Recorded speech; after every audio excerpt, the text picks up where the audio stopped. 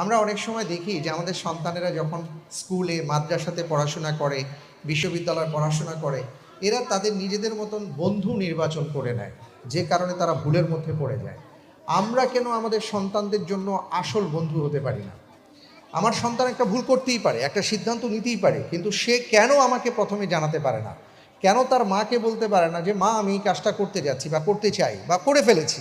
অথবা বাবাকে কেন সে বলতে পারে না? এই বিশ্বাস আমাদের অর্জন করতে হবে। অনেক সময় সন্তান মনে করে যে ভয়ের ব্যাপারগুলো মা বাবাকে বলা যাবে না। কোনো অপরাধ করে ফেলেছি, এটা মা বাবাকে বলা যাবে না। কোনো সিদ্ধান্ত নিতে যাচ্ছি, এটা মা বাবাকে বলা যাবে না, এটা বন্ধুদেরকে বলবো।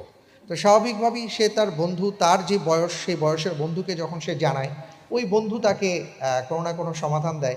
আর আমরা যদি আমাদের সন্তানদের আসল বন্ধু হতে পারি, তাহলে এই ভুলগুলো হবে না।